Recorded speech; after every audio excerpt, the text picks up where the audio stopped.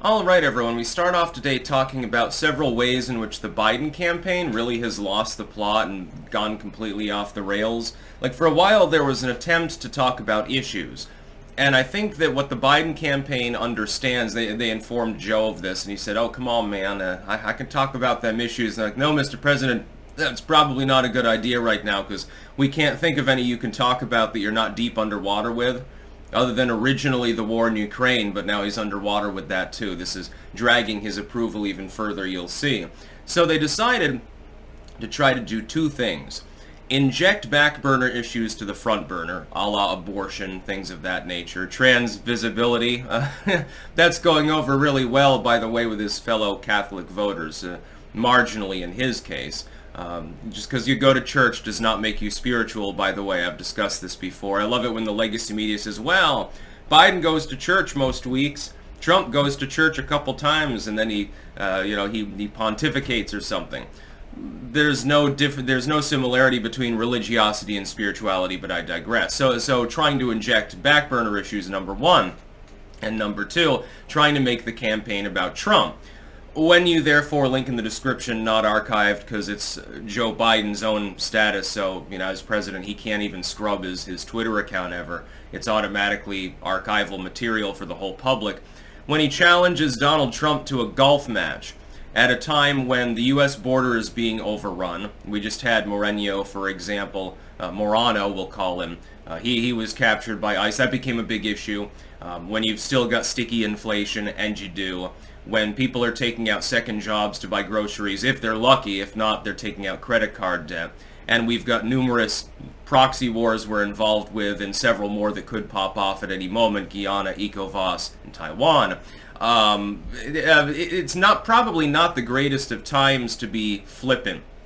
Donald Trump, if you read the agendas that he's putting forth, are much more detailed than what we're getting from Joe Biden. This is intriguing, because if you look at the 2016 election, issue-wise, it was kind of an inverse. Hillary Clinton was laying out, the multi-tiered plan to do this, that, and the other thing, and Trump was more bombastic.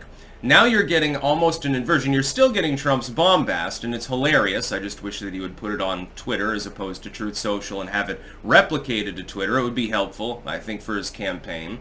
But you're also getting substantive material about the issues. His Agenda 47, specifically, a lot of it is released first on Rumble. For instance, the very first Agenda 47 video was about things related to the internet, censorship, etc.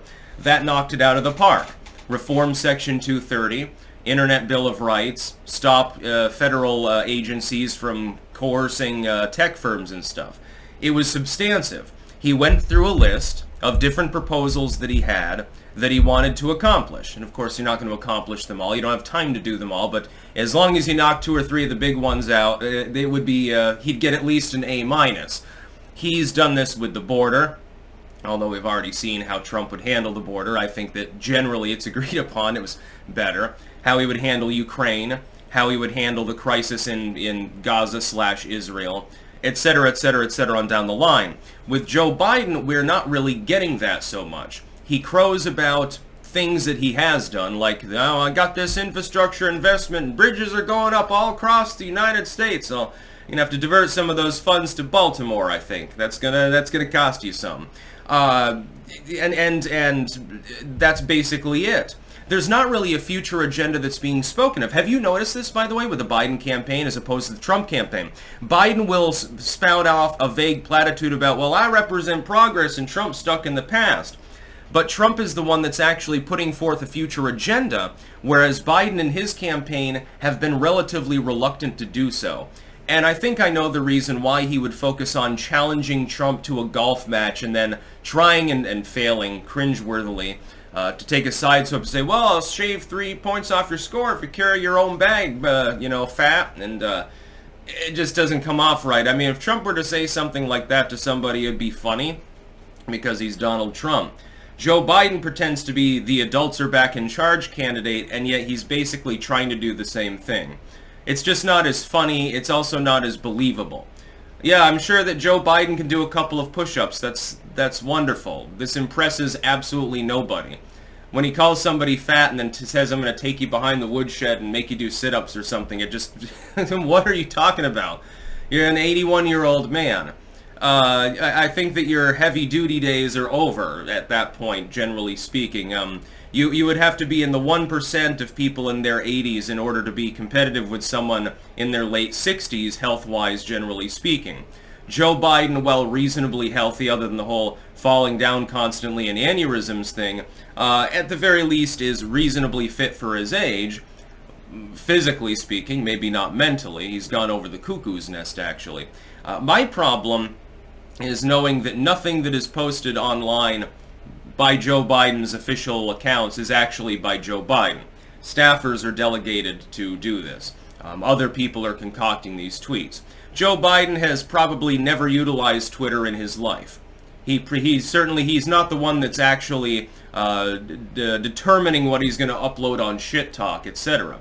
With Trump, he's totally unfiltered. We can tell that it's actually him because he just goes insane and says weird shit. But he also focuses on actual issues. The border, the economy, tackling inflation, medical issues, etc., etc., etc. Whether you agree with him or not, he actually has a platform there. And he's got multiple planks. His plank isn't blue man bad or something like that, Democrat bad, although he does say things to that effect. There's actually an attempt to concoct sort of a strategy, tell people what he actually wants to do if he's reelected. I have no idea about what Joe Biden intends to do if reelected, for example, on the border. I don't know. He's never told me.